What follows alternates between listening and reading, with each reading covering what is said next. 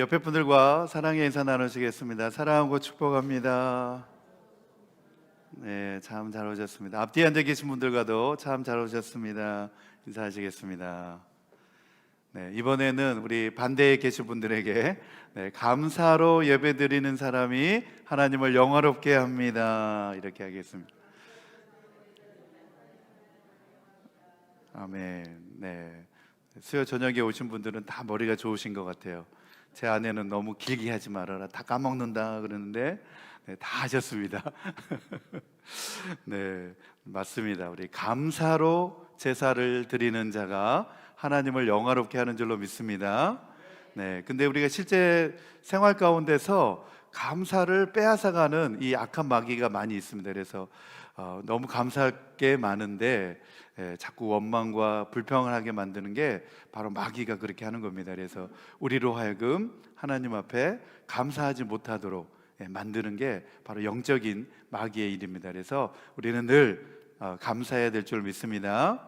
네, 몇 주 전에 이제 수요 저녁 예배 때 우리 은퇴하신 분들은 시간 많이 되시니까 주중에라도 교회 오셔서 이렇게 교회도 둘러보시고 기도도 하고 가시면 좋겠습니다. 이렇게 말씀드렸더니 진짜로 주중에 애들 많이 오세요. 그래서 오셔서 기도도 하고 가시고, 또 특별히 우리 밖에 보면 저녁이라서 잘 안 보이시겠지만 페인트를 다 예쁘게 다 칠해 놓으셨어요. 얼마나 감사한지 모르겠습니다. 특별히 우리 김성현 집사님이 오셔가지고 주중마다 오셔가지고 이곳 칠하고 또 저곳 칠하고 계속 지금 이제 페인트를 칠하고 있는데 너무 좋은 거예요. 주중에 오셔서 이렇게 열심히 이제 일하고 계시는데, 오늘은 오셔서 이제 그 이야기를 하시더라고요. 저도 너무 그 이야기를 듣고서 마음이 뭉클했습니다. 우리 집사님이 한쪽 눈이 잘 안 보이세요. 이제 한쪽 눈이 이렇게 그쪽 눈으로 이렇게 하면 희미하게 잘 안 보이셔서 한쪽 눈으로 이제 이렇게 보시는데, 건강할 때는 몰랐다는 거예요. 이 두 눈으로 앞을 볼 수 있다는 것이 건강할 때는 몰랐대요. 그런데 이제 한쪽 눈만 이렇게 이제 보이는 가운데서 또 교회 와서 이렇게 페인트 칠하고 이러면서 너무 감사하더라는 거예요. 하나님 앞에 한쪽 눈이라도 볼 수 있어가지고 이렇게 교회 와서 페인트도 칠하고 또 교회 이렇게 정돈할 수 있어가지고 목사님 저는 너무 감사합니다. 그렇게 말씀하시는 거예요. 그래서 두 눈이 잘 보일 때는 몰랐습니다. 그러시더라고요. 그래서 한쪽 눈이 안 보여지니까 이제서야 이 앞을 볼 수 있다는 것이 얼마나 소중한지를 정말 절실하게 느끼고 있습니다. 그렇게 말씀하시는데 정말 그런 것 같습니다. 우리가 두 눈으로 다 볼 수 있다고 하는 것은 누군가에게는 그 소망이고 바람인 줄로 믿습니다. 그래서 우리는 감사할 것밖에 없습니다. 우리는 감사해야 되는 줄 믿습니다. 우리 권사님 기도해 주신 대로 이제 다음 주 월요일부터는 Amazing Grace 응답 집회가 시작이 됩니다. 기대가 되시죠? Amazing입니다. Amazing. 하나님의 은혜가 Amazing하게 이제 쏟아질 텐데, 이 집회는 사실 우리 하반기 특별 저녁 집회 할 때부터 이 계획하고 준비가 되어진 집회입니다. 그래서 하나님이 기다리고 계십니다.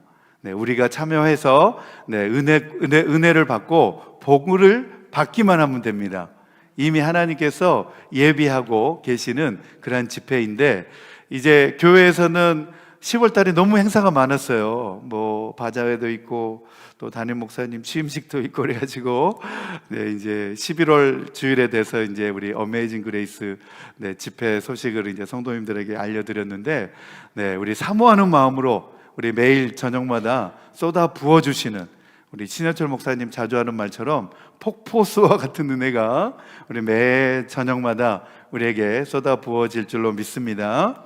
11월 달에는 한국에서도 그렇고 이 미국에서도 그냥 안 보내요. 다 교회들마다 다 집회를 해요. 한국도 보면은 22일 동안 막 집회하잖아요. 그렇죠? 3주간.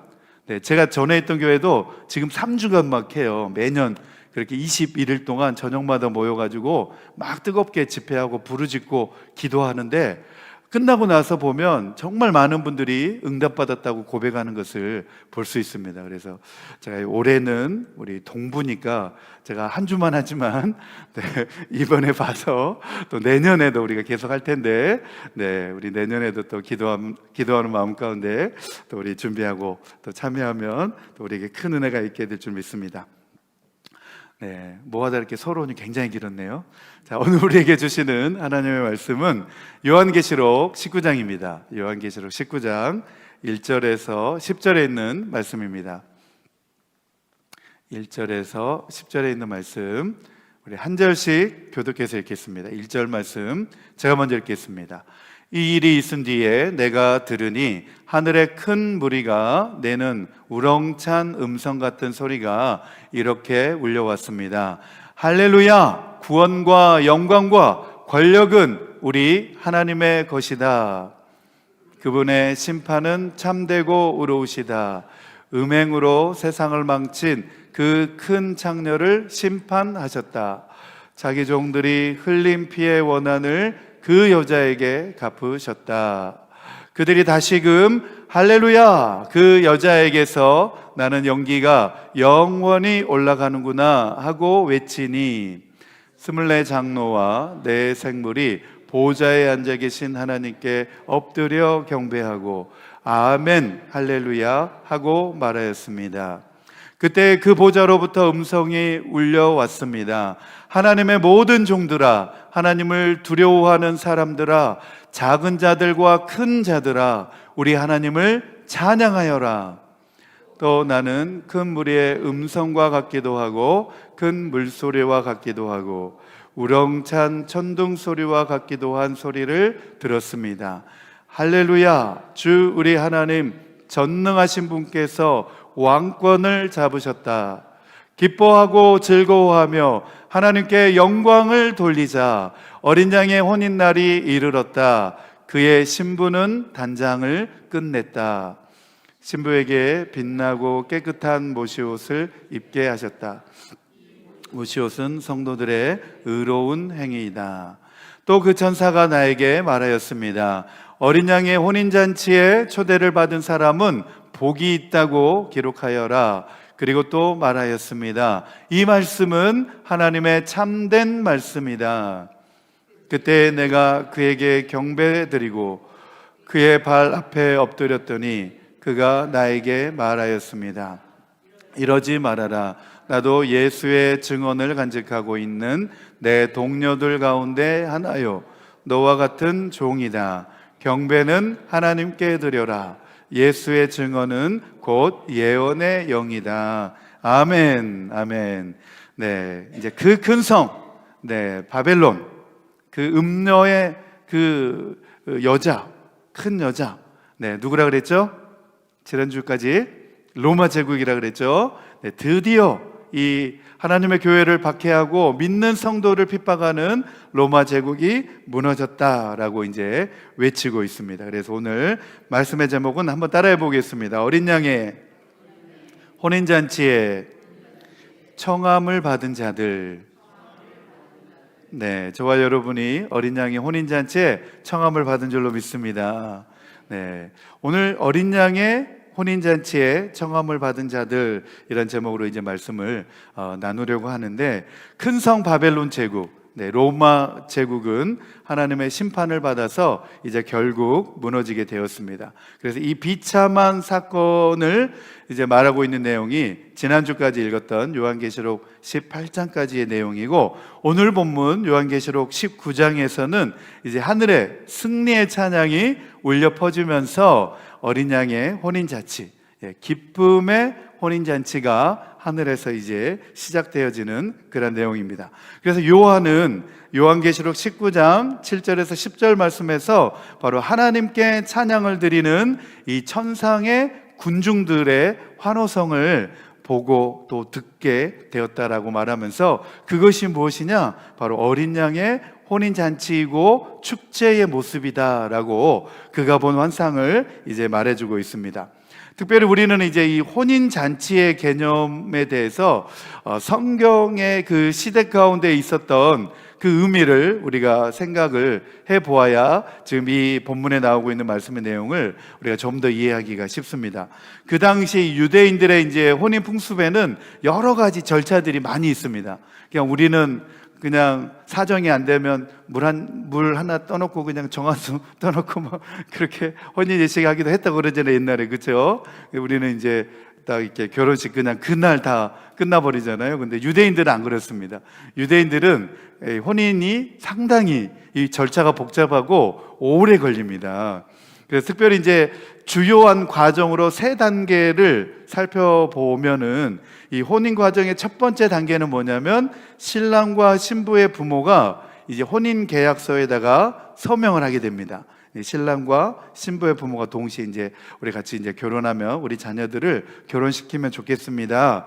그렇게 이제 혼인 계약서에 서명을 하고, 그때 이제 신랑 쪽에서는 뭐 신랑의 아버지나 아니면 신랑이 이제 집창금이라고 하는 것을 누구에게 주냐면 신부 쪽에다 줍니다. 지불금이래요. 지불금. 신부를 데려오기 때문에 그 몸값을 그 신부 쪽에 주는 겁니다. 신랑 쪽에서 신부 쪽에다가 그 집창금을 이제 지불하게 되는 거죠. 그래서 이것은 오늘날로 따지면 이 약혼과도 같은 절차입니다. 약혼을 이제 하는 거죠, 정식적으로. 그래서 성경에 보면 이제 마리아와 요셉이 바로 이 단계에 있었습니다. 정혼한 마리아가 이제 이 단계에 있었죠. 그래서 이제 마리아가 아이를 잉태한 것을 알았을 당시에 요셉과 마리아도 이 서로 정혼한 상태에 있었죠. 약혼을 한 상태에 있었는데 마리아가 처녀로 임신하게 된 겁니다. 그러면 이제 유대의 율법상 여자가 부정한 일을 하였으니까 돌에 맞아 죽어도 법적으로는 아무 문제가 없었습니다. 그런데 요셉은 의로운 사람이어서 조용히 이 일을 그냥 덮고 끝내려고 그랬죠. 그때가 바로 이제 정혼 기간이었습니다. 요셉과 마리아가. 그 다음에 이제 혼인 과정 두 번째 단계가 뭐냐면 그렇게 약혼을 하고 정혼을 하고 1년이 지나야 됩니다. 이제 1년이 정확하게 1년이 이제 지나야 이제 신랑이 자기 친구들을 동반을 해가지고 자정에 갑니다. 한밤중에 자정에 신부 집에 찾아가면서 거리에 이제 횃불을 가지고 막 행진을 하는 거예요. 그래서 이 1년 동안이라고 하는 기간을 왜 갖느냐면 신랑이나 신부나 다 자기가 정결하게 이 혼인 예식을 지켰다, 정결을 지켰다라고 하는 의미에서 이 1년이라는 기간을 둔다고 합니다.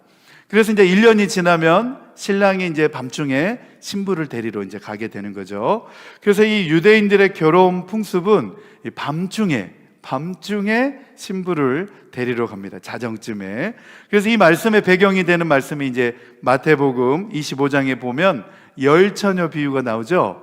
열처녀 비유. 그래서 5처녀는 기름등불을 준비하고 슬기로운 처녀들은 기름등불 잘 준비하고 미련하고 어리석은 처녀들은 기름등불 준비 못했다가 기름 사러 갈 때 신랑이 와버렸다고 그랬죠. 이 원통한 일이 있겠습니까? 그래서 슬피 울며 이를 감이 있었죠, 그렇죠? 바로 이때입니다. 이제 신랑이 신부를 맞이하러 가는 그때에 있었던 사건이 바로 이 열처녀 비유고, 그리고 이제 세 번째 단계가 바로 요한복음 2장에 나오는 가나의 혼인 잔치입니다.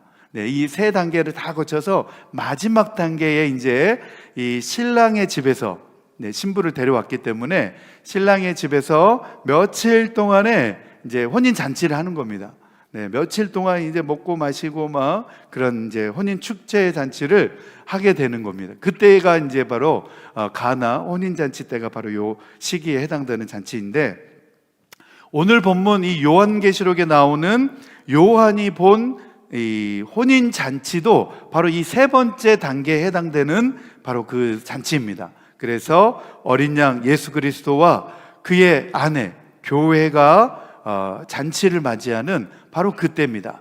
그래서 요한이 환상을 보았던 바로 이때가 바로 이제 로마 제국이 멸망을 하고 이제 어린 양과 하나님의 교회가 혼인 잔치를 하면서 기뻐하는 그런 장면을 이제 말하고 있습니다. 그래서 이미 앞에 두 단계가 다 이미 끝났다는 것을 우리는 이 말씀을 읽으면서 이제 생각을 하고 읽어야 됩니다. 그래서 특별히 이제 요한계시록에서 정확하게 이렇게 이제 한번 이렇게 적용을 해보면 첫 번째 단계 혼인잔치는 뭐냐? 바로 각 개인이 예수 그리스도를 자신의 구원자로 믿음으로써 그게 이제 언약이 체결되어지는 겁니다.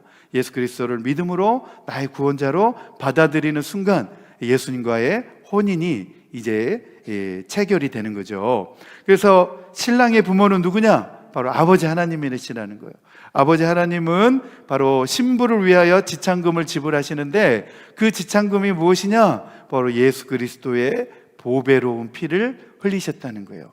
신부를 위한 지참금으로, 교회를 위한 지참금으로 바로 예수 그리스도의 보혈의 피를 흘려주셨다라고 하는 사실을 우리가 이렇게 적용을 해볼 수 있습니다. 그렇다면 오늘날 이 땅의 교회는 바로 그리스도와 약혼을 한 것이고, 이 비유에서 나온 지혜로운 처녀들처럼 모든 믿는 자들은 신랑이 올 때를 우리는 기다리고 준비하고 있어야 된다는 거예요.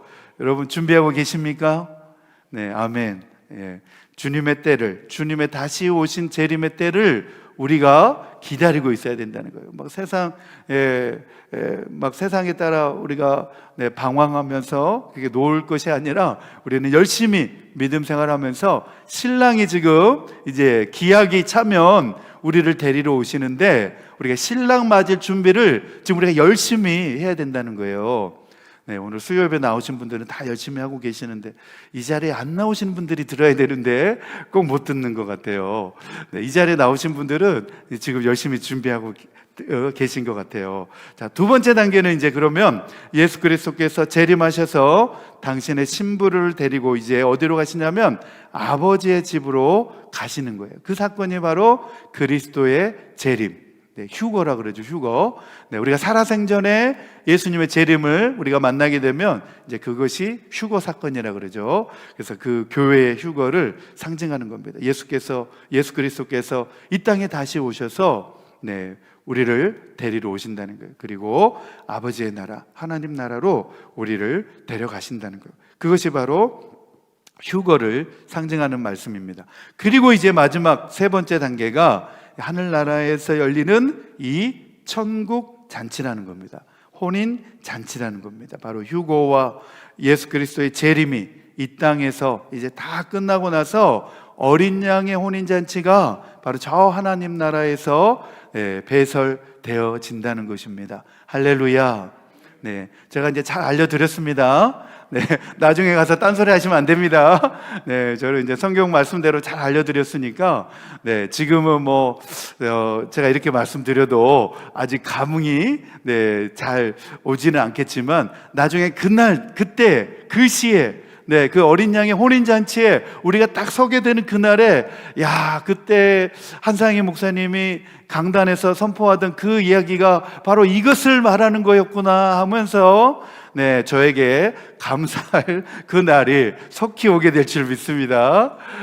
우리가 주님 앞에 가는 날 바로 기뻐하고 즐거워하는 이 혼인 축제의 잔치가 열리게 되어진다고 하는 사실을 우리가 생각하면서 우리는 믿음 생활을 우리가 해야 된다는 것입니다. 요한계시록 우리가 읽었던 19장 9절 말씀 다시 한번 읽어보겠습니다. 9절 말씀 졸면 안 되는데 9절 안 드렸나요 제가? 9절 제가 읽어드립니다. 또 그 천사가 나에게 말하였습니다. 어린 양의 혼인잔치에 초대를 받은 사람은 복이 있다고 기록하여라. 그리고 또 말하였습니다. 이 말씀은 하나님의 참된 말씀이다. 할렐루야. 아멘, 아멘. 19절이었나요? 9절. 9절인데, 9절 말씀입니다. 이 어린 양의 혼인잔치에 초대를 받은 사람은 복이 있다고 기록하여라 그랬습니다. 그리고 또 말하였습니다. 이 말씀은 하나님의 참된 말씀이다 그랬습니다. 하나님의 참된 말씀입니다. 제가 개인적으로 지어낸 이야기가 아니고 하나님이 말씀하신 하나님의 말씀이라는 겁니다. 그런데 이제 요즘에 그 한국에서 한참 문제가 되고 있는 신천지, 이만희를 보면 요한계시록을 비유풀이를 하면서 자기가 어린 양이라고 이제 막 이야기를 합니다. 상당히 이제 문제죠. 자기가 어린 양이라고 하면서 지금 이 신천지 14만 4천 명과 함께 자기가 지금 혼인잔치를 이제 한다고 막 그러면서 그렇게 막 퍼포먼스를 해요. 그리고 자기가 이긴 자라고 이야기를 하고, 또 자기가 또 어린 양이라고 말하고, 그리고서 요즘에는 이제 자기가 김일성도 아닌데 막 백마를 타고 등장을 해가지고 막 그렇게 신천지 큰 집회를 막 열어가지고 어린 양의 혼인잔치가 시작되었다고 막 이야기를 해요. 야, 그래서 그 내용을 보면서 정말 이 사람은 적그리스도, 요한계시록에서 말하고 있는 적그리스도가 분명하다라는 생각을 해보게 됐습니다. 네, 이긴 자 그리고 어린 양은 오직 우리 주 예수 그리스도인 줄로 믿습니다. 네, 이만희는 절대 될 수가 없습니다. 네, 신약성경 우리 마태복음 22장에도 보면 예수님께서 왕실 혼인잔치의 비유라는 제목으로 비유를 말씀하시는 것이 있습니다. 우리 마태복음 22장 1절에서 14절 말씀입니다. 조금 내용이 좀 길긴 하지만 우리 한 절씩 이 혼인잔치의 비유의 말씀을 생각하면서 우리 한 절씩 한번 읽어보겠습니다. 제가 먼저 읽겠습니다. 예수께서 다시 여러 가지 비유로 그들에게 말씀하셨다. 하늘나라는 자기 아들의 혼인잔치를 베푼 어떤 임금에게 비길 수 있다. 임금이 자기 종들을 보내서 초대받은 사람들을 잔치에 불러오게 하였는데 그들은 오려고 하지 않았다. 그래서 다른 종들을 보내며 이렇게 말하였다. 초대받은 사람들에게로 가서 음식을 다 차리고 황소와 살찐 짐승을 잡아서 모든 준비를 마쳤으니 어서 잔치에 오시라고 하여라. 그런데 초대받은 사람들은 그 말을 들은 척도 하지 않고 저마다 제갈 곳으로 떠나갔다. 한 사람은 자기 밭으로 가고 한 사람은 장사하러 갔다. 그리고 나머지 사람들은 그 종들을 붙잡아서 모욕하고 죽였다. 임금은 노에서 자기 군대를 보내서 그 살인자들을 죽이고 그들의 도시를 불살라 버렸다. 그리고 자기 종들에게 말하였다. 혼인잔치는 준비되었는데 초대받은 사람들은 이것을 받을 만한 자격이 없다. 그러니 너희는 내 거리로 나가서 아무나 만나는 대로 잔치에 청해 오너라. 종들은 큰 길로 나가서 악한 사람이나 선한 사람이나 만나는 대로 다 데려왔다. 그래서 혼인잔치 자리는 손님으로 가득 차게 되었다. 임금이 손님들을 만나러 들어갔다가 거기에 혼인 예복을 입지 않은 사람이 한 명 있는 것을 보고 그에게 묻기를 이 사람아 그대는 혼인 예복을 입지 않았는데 어떻게 여기에 들어왔는가 하니 그는 아무 말도 하지 못하였다. 그때 임금이 종들에게 분부하였다. 이 사람의 손발을 묶어서 바깥 어두운 데로 내던져라. 거기서 슬피 울며 이를 갈 것이다. 부름받은 사람은 많으나 뽑힌 사람은 적다. 그랬습니다. 개역개정에는 청함을 받은 사람은 많으나 청함을 받은 사람은 많으나 거기에 뽑힌 사람은 적다 이렇게 되어 있는데 이 비유에서 보면 이제 어떤 임금은 누구를 상징하느냐면 하나님을 상징하고 있습니다. 그리고 자기 아들은 누구냐면 바로 예수 그리스도를 의미합니다. 그래서 하나님께서 예수 그리스도와 이 혼인잔치를 배설하고 이 잔치를 지금 열었다고 하는 사실을 예수님께서 비유로 말씀하고 있습니다. 그래서 이 혼인잔치의 결론이라고 할 수 있는 말씀이 바로 14절 말씀에 나오는데 그 말씀이 뭐냐면 부름받은 사람은 많으나 뽑힌 사람은 적다는 거예요. 다 청함을 했지만은 그곳에 뽑힌 사람이 적다는 거예요. 특별히 성경에서는 이 혼인잔치에 대해서 많은 경우에 어떤 것을 가리키냐면 종말의 심판을 상징하는 경우가 많이 있습니다. 그래서 청함받은 자들은 많지만 택함을 입은 자는 적다라고 하는 이 말씀 속에서 우리가 생각해 볼 수 있는 내용은 무슨 내용이냐면 이 혼인잔치 주인의 초대에 부합하게 처신해야 된다는 거예요. 혼인잔치에 초대를 받았잖아요.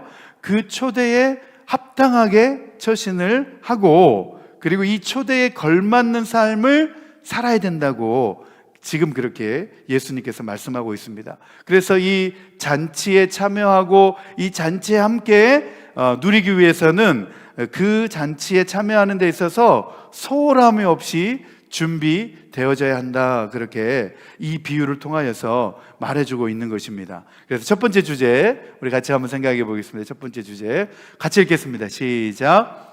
큰 성 바벨론의 멸망과 어린 양의 혼인잔치의 말씀을 통해서 깨닫는 영적인 교훈은 믿는 성도들이 세상의 불의와 짝하며 방탕하게 살지 않아야 하고, 언제나 하나님 말씀을 가까이 하고 예배 생활을 소중히 여기며 장차 어린 양의 혼인잔치에 참여할 준비가 되어 있는 주님의 신실한 신부로 살아야 한다는 것입니다. 아멘, 아멘. 주님이 언제 오실지 모른다는 거예요. 그러나 성경은 말하죠. 곧 그때가 가까이 오고 있다, 그렇게 말씀하고 있습니다. 특별히 우리는 그런 우주적인 종말론을 맞이하기도 하지만 우리 개인의 종말론을 우리는 언제 맞이할지 모른다는 거예요. 내일이 될지도 모르고 또 모레가 될지도 모르고, 우리 개인의 종말론을 우리가 갑자기 당하게 될 수가 있다는 것 사실입니다. 그래서 우리는 늘 주님 맞을 준비가 되어 있어야 된다는 겁니다.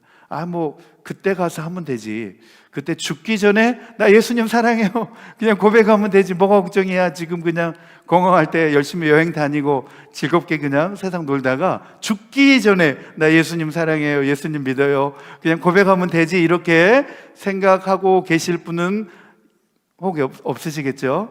네, 없으시겠죠? 그런 사람이 오늘 우리가 읽었던 그 말씀에 나오잖아요. 예복을 갖춰 입지 않고 혼인잔치에 참여했다가 주인으로 하여금 이 사람을 당장 끌어내라, 이렇게 한다는 겁니다. 그래서 우리는 주님 언제 만날지 모르기 때문에 항상 우리가 준비되어져 있어야 될 줄로 믿습니다. 네, 항상 우리가 말씀으로 깨어 있어야 되고 예배 드리면서 우리가 믿음으로 깨어 있어야 바로 딱 그때가 되었을 때 우리가 그 임종을 복되게 맞이할 수 있게 되어진다는 겁니다. 우리 요한계시록 19장 19절에서 21절 말씀 같이 한번 읽겠습니다. 19절에서 21절.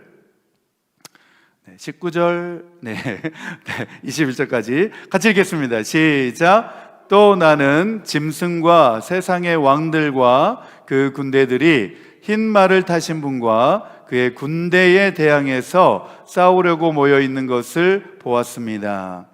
그러나 그 짐승은 붙잡혔고 또 그 앞에서 기이한 일들을 행하던 그 거짓 예언자도 그와 함께 붙잡혔습니다.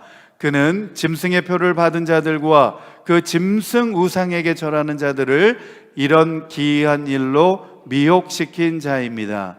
그 둘은 산채로 유황이 타오르는 불바다로 던져졌습니다.